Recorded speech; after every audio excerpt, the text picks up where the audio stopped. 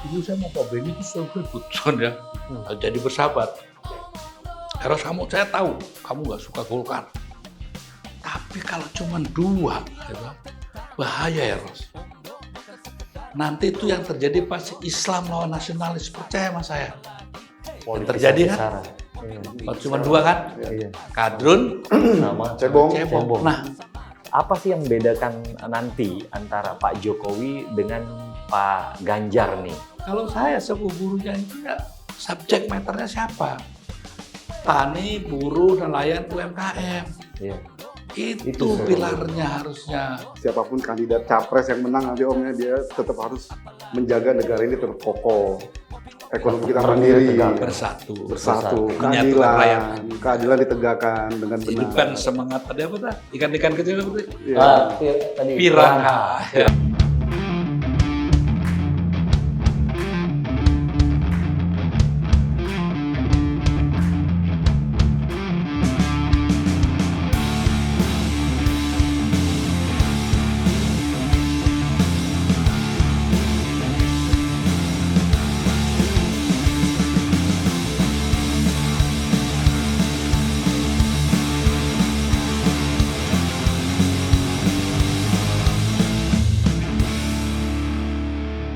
Om Eros, kalau kita bicara sosok Pak Jokowi dan Pak Ganjar nih, kita tahu kan kalau Pak Ganjar ini benar-benar kader dari Partai PDIP.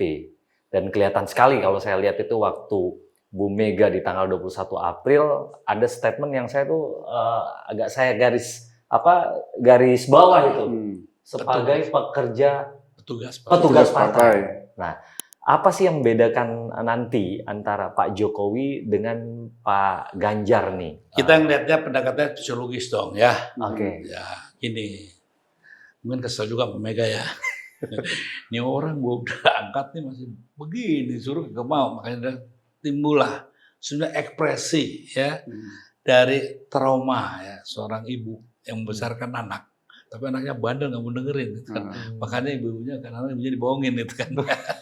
Jadi makanya bilang siapa lu sih lu gitu kan.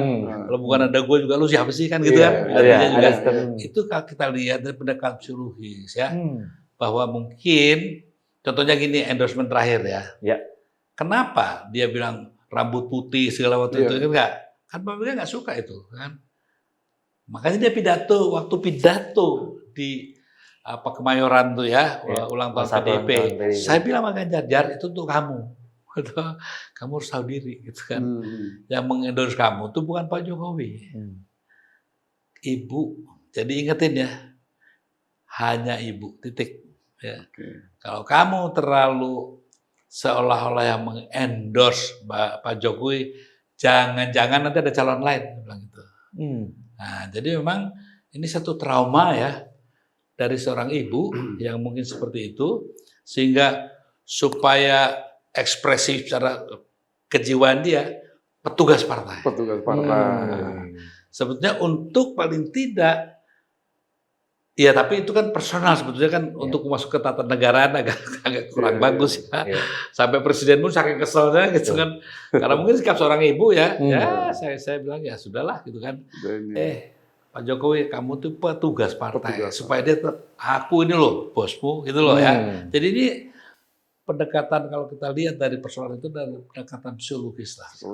Ya, karena memang beberapa kali yang kita lihat Pak Jokowi lebih mengendorse Prabowo ya. Bahkan kemarin minggu lalu saya juga di podcast Kaisang tuh putra Pak Jokowi juga pakai kaos Prabowo dan dibilang menang gitu. Nah, sebenarnya apa sih yang terjadi di situ, Om? Ada sinyal apa sih itu sebenarnya, Om Eros? Ya, sebetulnya kan Pak Jokowi kalau si Prabowo si Ganjar menang kan ya relatif aman lah. Yang belum tentu aman kan sama Prabowo. Ya kan? Amannya dalam pengertian apa? Konteksnya. Begini, Bung Karno kurang apa sih dulu? Ya. Semua hebat, begitu dia jatuh, wah borok-boroknya semua nih. Emangnya Pak Jokowi nggak punya borok? Ya. Nah, jadi dalam politik itu biasa gitu. Artinya saya bisa pahami itu manusiawi kok ya. Jadi jangan juga sadis menjudge Pak Jokowi gitu-gitu. Dia kan wajar lah seorang bapak Nah, makanya saya bilang, Jar, nanti kalau kamu jadi presiden, udah anakmu jangan jadi wali kota dulu gitu ya, sampai kamu selesai. Tapi waktu saya ngomong begitu, dijawabnya, ya teman-teman yang sekelilingnya Pak Jokowi, memang apa salahnya? Kan tidak melanggar undang-undang. Memang nggak melanggar. Tapi kan code of conduct gitu ya, kan moral hazard itu kan ya. Kan gimana nanti gubernurnya, gimana bupatinya, gimana camat nanti ya, kan bisa melakukan hal yang sama. Nah, hal yang gini, kalau dia seorang saudagar, waktu itu masih saudagar, silakan aja, mau cucunya juga kita diem. Tapi sebagai presiden, nah, janganlah. Nah, hal seperti ini kan juga nantinya, saya berani ngomong sekarang kan, lihat nanti apa yang saya omongin saya, setelah Pak Jokowi nggak jadi, lihat nanti akan lebih santer. Seperti Tan Malaka bilang, suara saya akan lebih nyaring di dalam kubur. Artinya dosa-dosa itu akan nyaring keluar setelah tidak ada lagi jabatannya. Anda kan biasa orang-orang itu yang begitu. Nanti ya, para penjilat itu yang paling pertama ninggalin Pak Jokowi. Mungkin saya nanti yang nemenin Pak Jokowi. Pak Jokowi perlu teman ngopi, saya tak datang. Yuk kita jagongan. Itu mungkin saya. Kita boleh ikut juga ya. Banyak yang terbukti kok ya. Yang terbukti yang saya lakukan seperti itu. Dari mulai Pak Habibie, siapa semua, sama keluarga Pak Harto juga saya dekat, kan? Dan sekarang kayak Bambang, Titi, segala semua. Dulu waktu saya di Bredel sama Pak Harmoko, saya bilang, Bang, Titi, nanti ya yang Bredel saya itu Bredel bapakmu. Terjadi kan? Nah, saya makanya nggak pernah bermusuhan. Yang saya tidak suka kan kebijakan politiknya. Pak Harto orang baik, tapi mungkin kebijakan politiknya ada hal-hal yang di luar ya wilayah pribadi dia.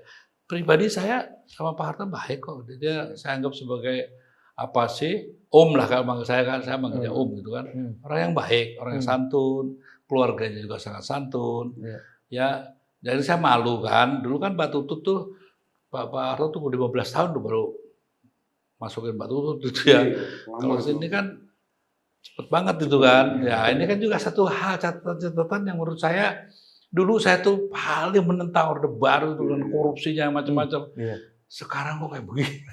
Jadi kadang-kadang saya kalau ketemu keluarganya saya malu-malu dikit gitu ya. Kok jadi tambah begini kita ya? Saya sering diledekin sama Titi segala. Gini loh. Begini maksudnya apa? Kadar kerusakannya gimana begini tuh maksudnya Om? Loh. Dulu kita yang namanya nyogok itu satu loket. Loketnya pemerintah ya Cendana es Golkar lah gitu ya. Sekarang loket di mana-mana. Di pasar aja ada loketnya sekarang. Jadi sekarang merata gitu kan. Nah, kedua, zamannya Pak Harto yang kita sering tentang waktu itu. Saya tidak mengatakan bahwa Pak Harto itu sempurna, enggak. Ya, itu juga banyak saya tentang. Dulu teman-teman konglomerat itu nggak boleh masuk ke wilayah politik. Ya, yang begitu tahu masuk politik dia sikat. Ya. Makanya Om Lim itu nggak berani masuk ke wilayah politik.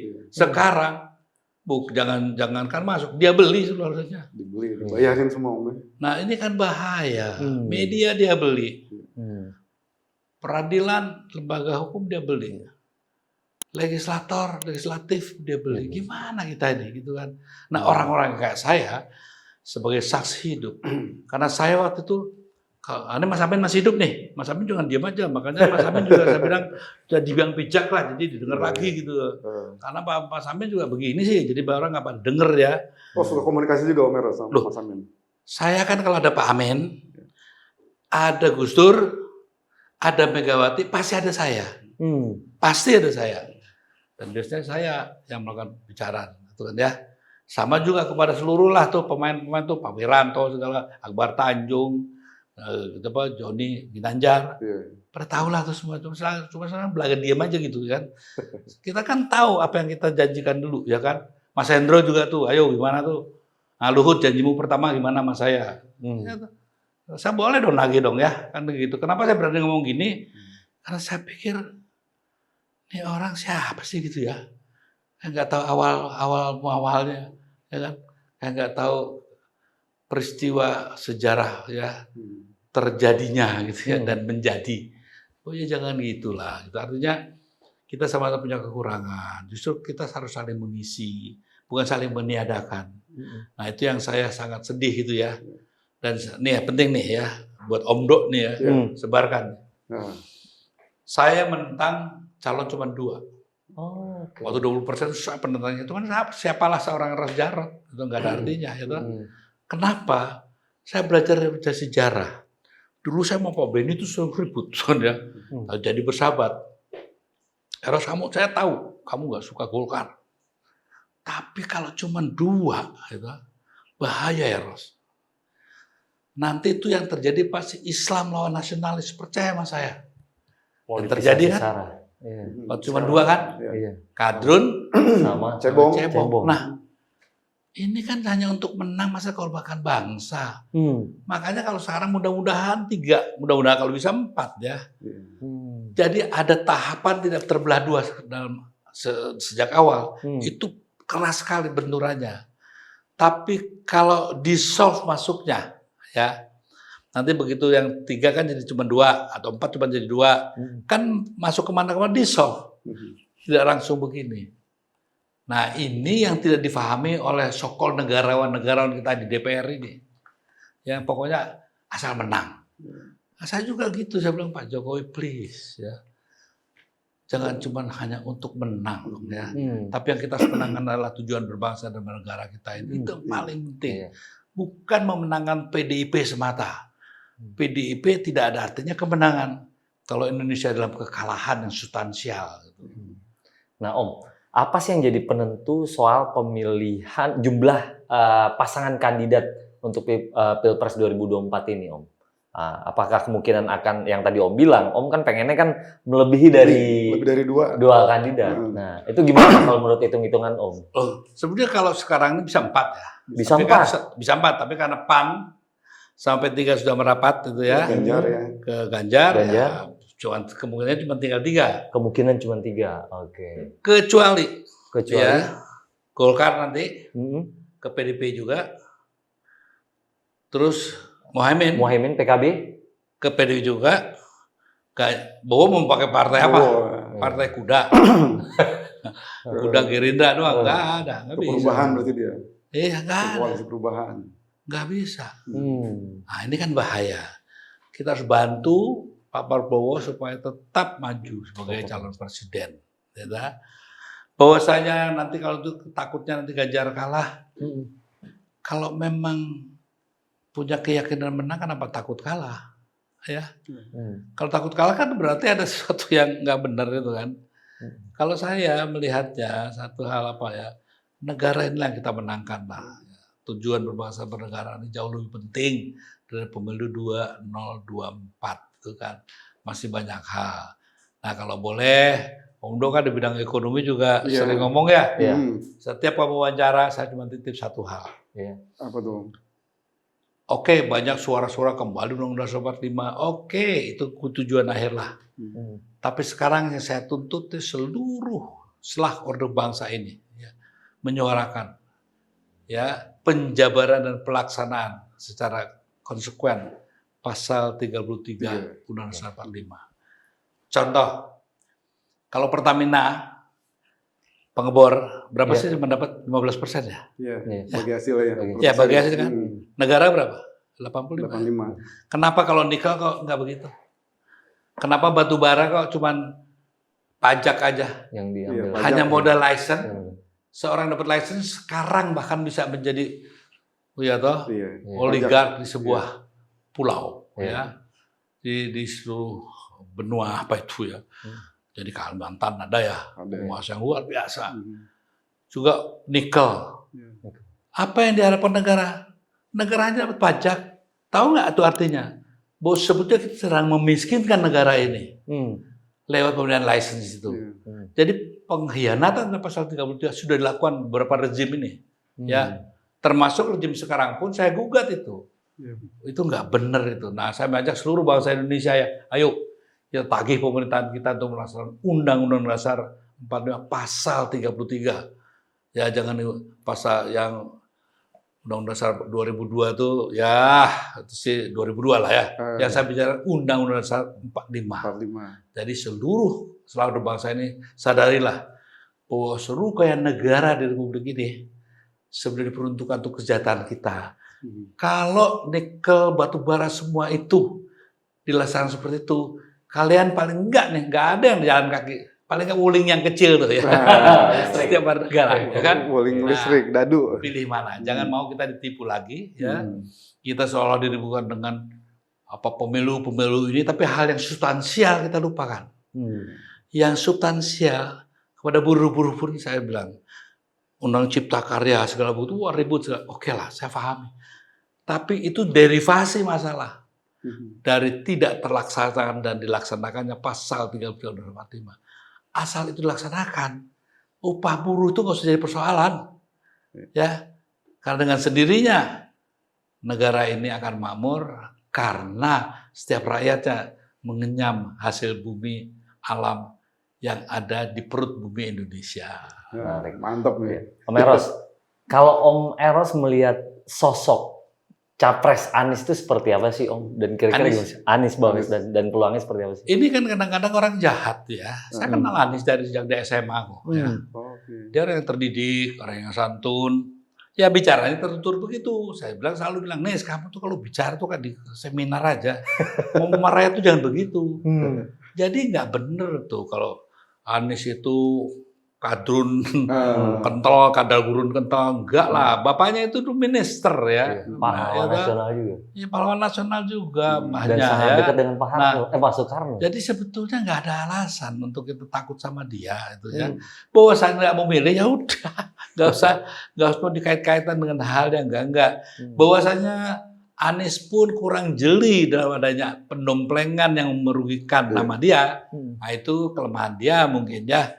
Tapi sebagai manusia saya kan kenal dia.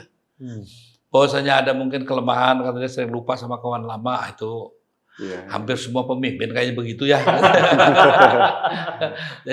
Jadi maksud saya nggak ada alasan bagi saya untuk mengatakan bahwa si Anies ini jelek masalah itu. Enggak, dia smart guy.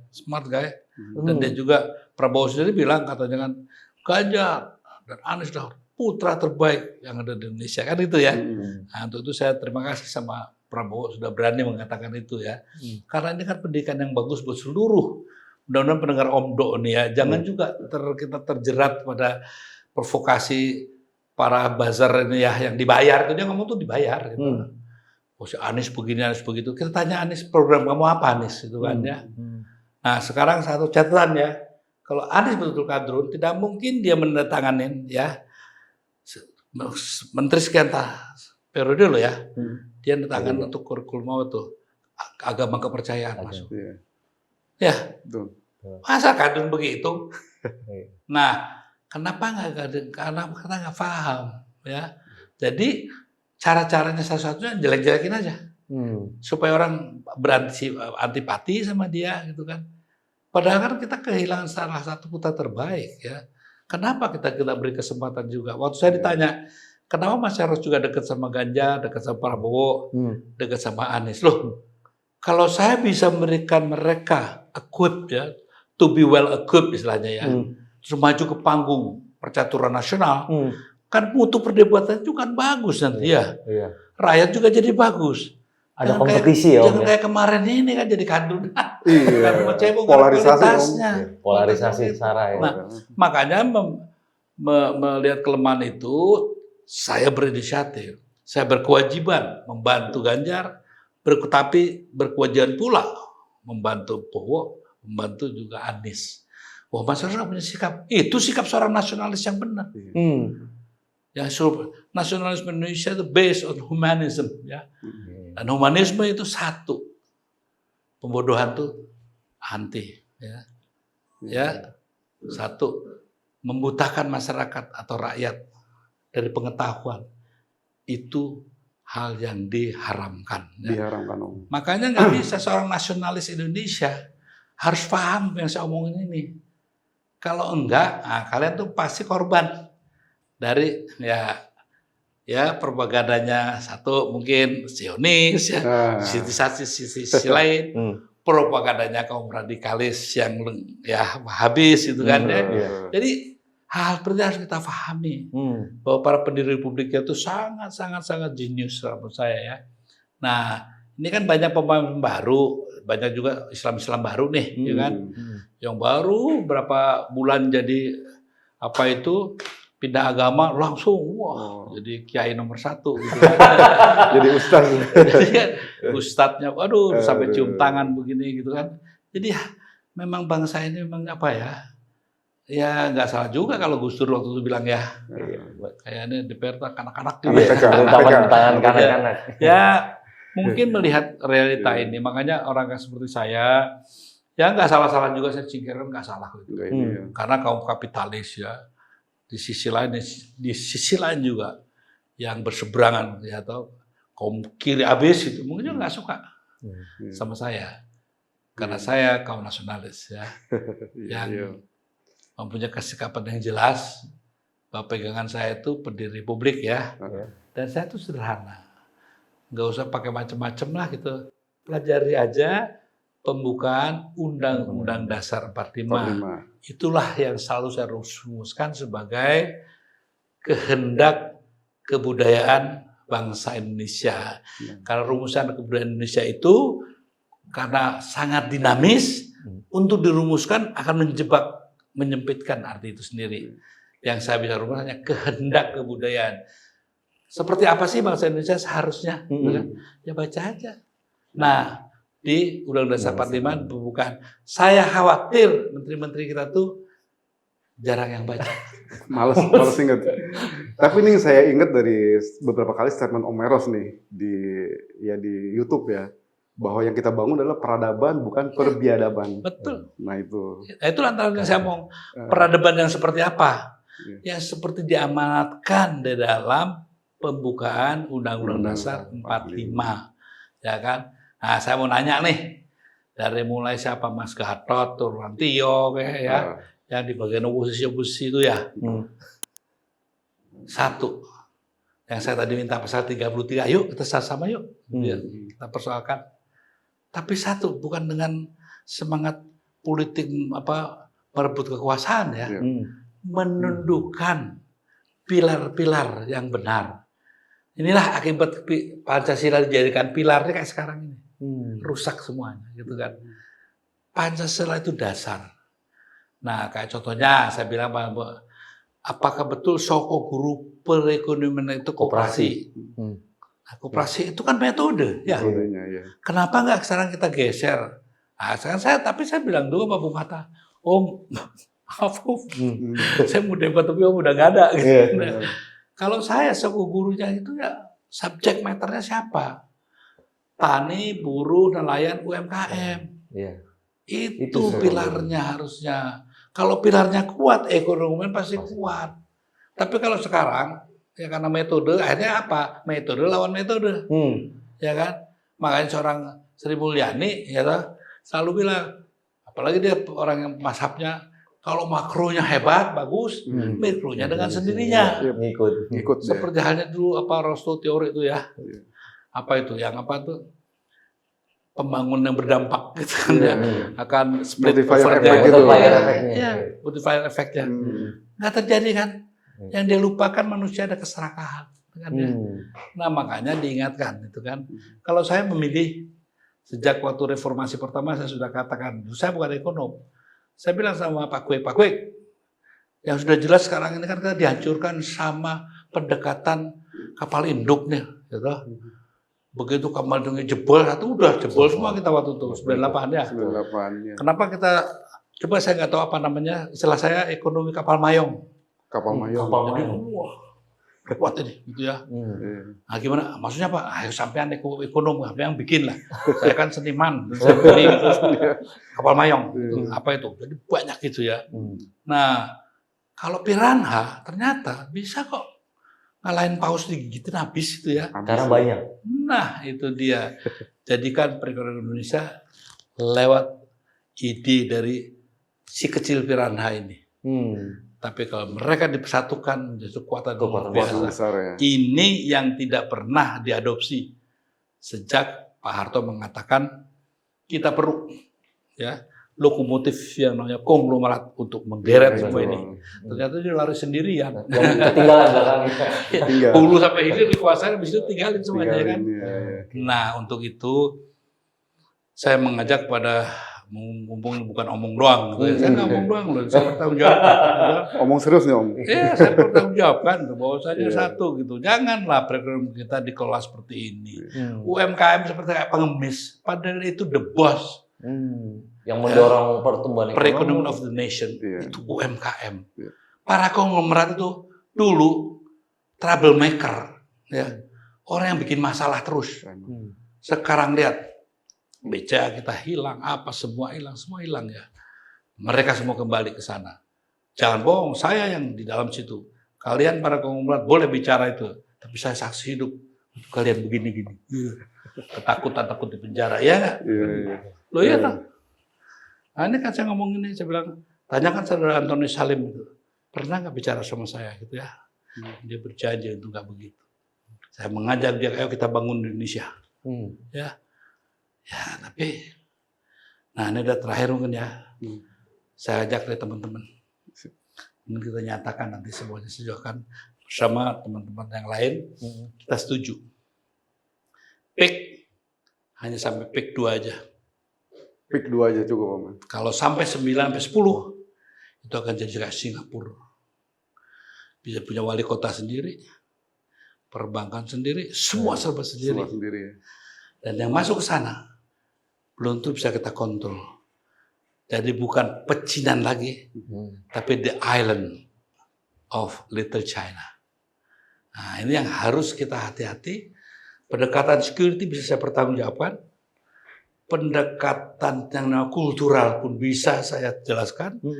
Secara sosiologi juga bisa saya jelaskan bahwa menghentikan PIK hanya sampai PIK 2 itu adalah satu kebijakan nasional yang harus difahami oleh seluruh pemimpin bangsa ini.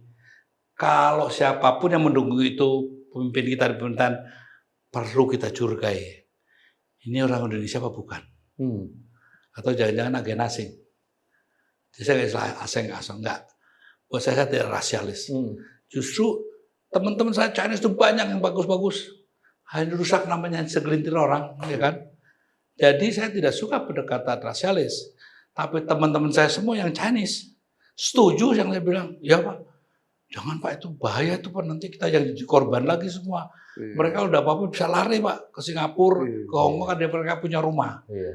Jadi tolonglah, teman-teman di Singkawang, Chinese itu kan saudara kita juga. Teman-teman di Mangga Besar yang kerja siang malam nyari uang keringetan kayak kita juga gini. Itu kan saudara-saudara kita juga. Yang kita harus perang ini orang serakah segelintir orang ini loh. Ya toh? Yang memanipulasi banyak hal tuh. Dan satu, membeli semua perangkat kenegaraan kita. Dari yudikasi, yudikatif, eksekutif, legislatif, semua dibeli. Itu pesan saya, mudah-mudahan Omdo bersama cita-cita ini. Siap. Jangan berhenti. Ini terima kasih nih Om Eros, seru banget obrolan kita nih.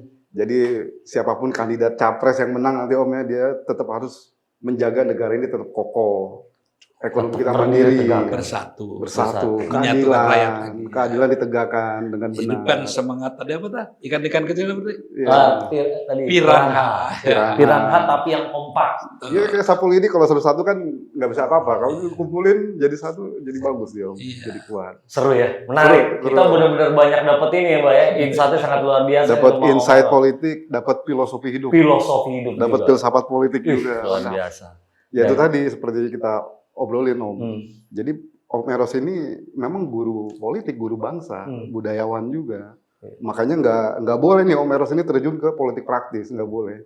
Tetap harus konsisten. Udah kayak sekarang aja. Ini aja. Karena ya namanya guru bangsa ya Om Hatip, siapapun dikritik, tetapi friendly. Tetap friend. Masuk ke semua golongan. Luar biasa. Oke, bincang Omdo seru banget ya perbincangan kita. Tentunya bincang Omdo bukan sekedar omong doang, tapi ini edukasi, bukan cari sensasi, apalagi provokasi. Dan teman-teman, sobat-sobat Omdo dimanapun berada, jangan lupa untuk like, subscribe, dan komen YouTube channel kita. Saya Hatim Farabi dan Elba Damhuri mengucapkan terima kasih. Salam sehat selalu dan tetap semangat.